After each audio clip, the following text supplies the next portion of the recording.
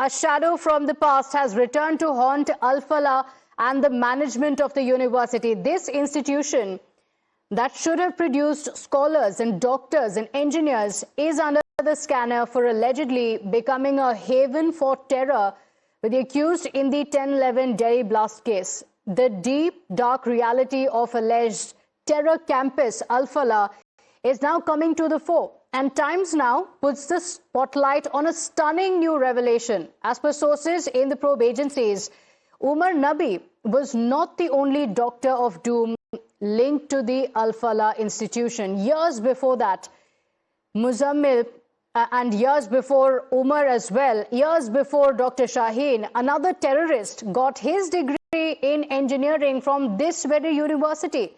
The terrorist that we are talking about is Mirza Shadab Beg. He passed out with an engineering degree, graduated with an engineering degree in the year 2007 with specialization in engineering and communications. The very next year, he went on to become one of the most dangerous operatives of the Indian Mujahideen. Sources suggest that even when he was studying in Al-Falah, he was plotting with Indian Mujahideen terrorists for the serial blast of 2008. The files that we have accessed on Mirza Shadab Beg show a terrifying pattern. Let's explain this shadowy terror figure who 17 years ago was the blue-eyed boy of Indian Mujahideen terrorists, Riaz and Yasin Bhatkal. Let's break down these details for you on how in Al-Falah there was another terrorist and who this Shadab Beg actually is, another terrorist from years before. Let's talk about the kind of educational qualifications that he had and when he was associated with Al-Falah. It was in the year 2007. He is a resident of UP of Azamgarh and a part of the Indian Mujahideen, even involved in the 2008 Ahmedabad serial blast. So look at that. He was a part of the Al-Falah University, the educational institution, in 2007. A year after that, he was clearly involved in the Ahmedabad serial blast, with sources indicating that while he was in the university as well, he had been planning it all and preparing for these attacks while he was studying in Al-Falah. So in 2008, he went to Udupi as well to collect some explosives from Karnataka. He collected these explosives with a clear intent for the Jaipur bombing in 2008. So he is, in fact, said to have also provided explosives to Yasin and Riaz Bhatkal as well. And he gave the Bhatkal brothers detonators as well as IED. So back in 2007-2008 as well, the Al-Falah University, a student from there, was actively involved in terrorist activities. He arranged the logistics for Ahmedabad bomb blast as well. So this man, Mirza Shadab, was an expert in planting IEDs. He prepared the bombs, provided training for these blasts, and it's not just him, but also his associates, other radicals, other extremists as well, that he was indoctrinating. He was last located in Afghanistan in 2019, but the ghosts of the past have now come back with his association to the Al-Falah University. In fact, as per sources, the terrorist Shadab was so radicalized that he fled to Afghanistan, where he was traced in the year 2019. Some intel also suggests that he later went to Syria to join the ISIS. Back in 2007-2008, Mirza Shadab Beg, who did his engineering in electronics and instrumentation, used the knowledge that he gained at Al-Falah to make bombs, recruit more terrorists, and also hand over the explosives from Udupi to Riaz and Yasin Bhatkal. Sources say he was studying in Al-Falah. He supplied detonators and bearings to Yasin and Riaz Bhatkal as well, and he gave them components for these IEDs. He planted these bombs. He trained the teams. He did an entire recce. So he prepared the terror cells, and on the 13th of September 2008, the day of the Delhi serious blast, Shadab Beg allegedly planted a bomb at a children's park near India Gate, a bomb that then later had to be defused. All this while he was living in Zakir Nagar, while he was working with HCL Infosystems in Noida. So all of this while he also applied for a BSNL telecom officer's job. So just think about it.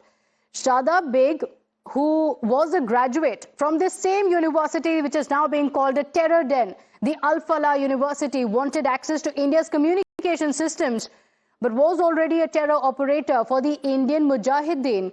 His trail leads back to one name. Again, it's a very same name, Al Falah.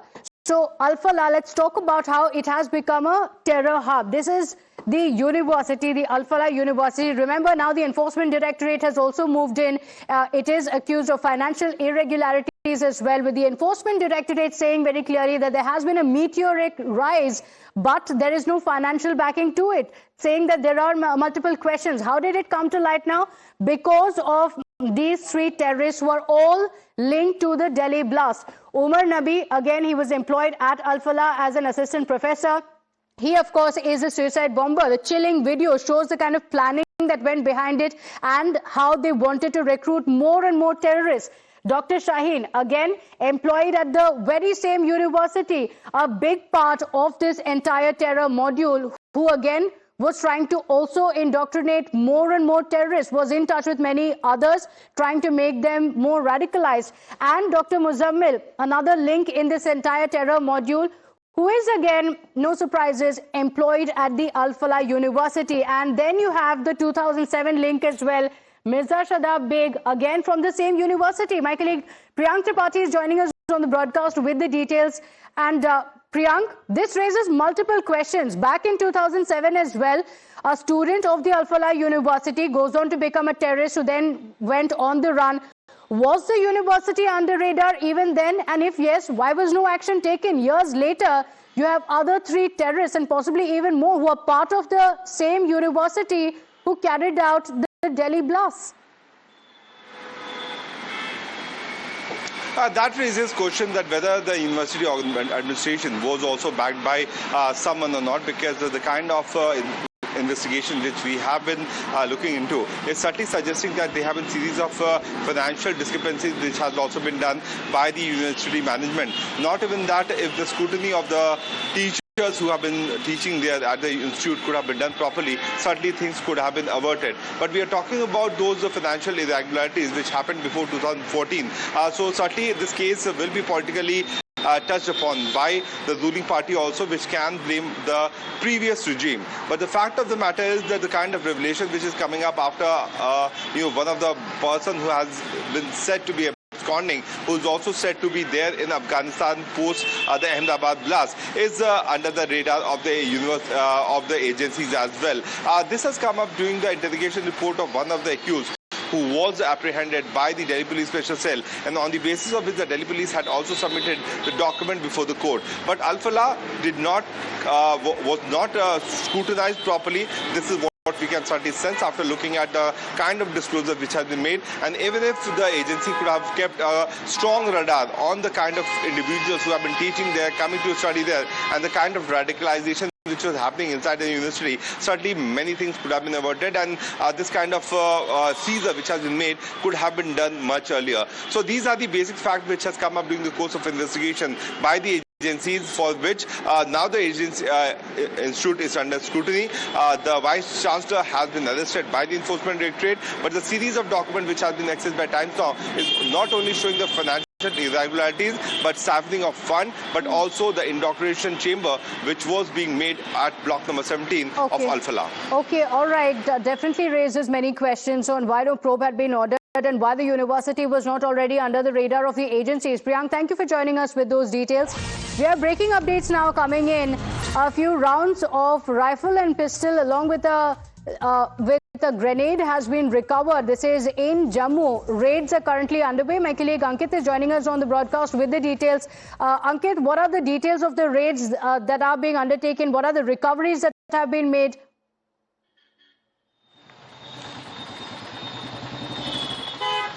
This is the raid which was underway at the newspaper office in the Jammu Residency Road area, where in the early morning SI teams has conducted these raids in the newspaper with a week in the before this, what we are getting to know is that a FIR was registered against the same newspaper which was banned by the Jammu Kashmir administration in year 2020.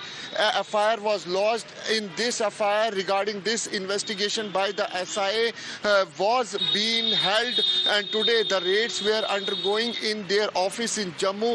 What we are getting to know from our sources is that some rounds has been recovered. With this regard, pistol has been recovered. Okay. 3 livers of a grenade has also been recovered by the SIA. Documents and the laptop This is has been extremely recovered startling. by This is the Kashmir Times office that was raided. Firearm, pistols also being recovered. Ankit, we'll have to leave it at that, but thank you for joining us with those details. So let's talk about the probe that has been ordered. This is linked to the Delhi blast. So a probe was ordered in 2007, 2008. Remember, we're talking about the Al-Falah University. So let's tell you about what really happened here and the details of the probe so far. We told you what happened in 2007, 2008. Let's now talk about 2025 and how the funding trail is now also under the lens. So Jawad Ahmed Siddiqui, the founder of the university, is now facing probe. He has been arrested already, as you know, by the Enforcement Directorate, and it has revealed that the university in itself has charges of money laundering linked to the terror cases. Congress की सरकारें मुस्लिम तुष्टीकरण के कारण बड़ी बड़ी घटनाओं को नजरअंदाज करती रही हैं। अल-फलाह यूनिवर्सिटी का जो मामले सामने आ रहे हैं कि उसमें पूर्व में भी आतंकवादी रुके और वहां से निकले और आज वो आईएसआई के मेन एजेंट बनकर के पाकिस्तान में बैठे हुए हैं, तो कांग्रेस की सरकार ने उन सबको एक सेफ पैसेज दिया। कांग्रेस की सरकार ने अल-फलाह यूनिवर्सिटी को हजारों करोड़ रुपए की कीमत की जमीनें 100 रुपए पे दे दी और इस तरीके से आंख बंद करके बैठी थी। संस्थान पे एक्शन को लेके समाजवादी पार्टी समझती जो कानूनी तरीका है कि कहीं किसी संस्थान से कोई व्यक्ति कहीं जुड़ा था, उस पे कोई आरोप लगते हैं, तो संस्थान की जिम्मेदारी समाजवादी पार्टी समझती नहीं है। जब तक कि संस्थान की जांच न हो जाए, संस्थान चलाने वालों की जांच न हो जाए, उनके खिलाफ कोई सबूत न मिल जाए, इसलिए समाजवादी पार्टी समझती देश के खिलाफ जो भी काम कर रहे लोग हैं, कोई भी संस्था हो, कोई भी व्यक्ति हो, अगर उनके खिलाफ सबूत हैं, अगर वो देश विरोधी कृत्यों में शामिल है, तो उन पे कठोर से कठोर कार्रवाई होनी चाहिए।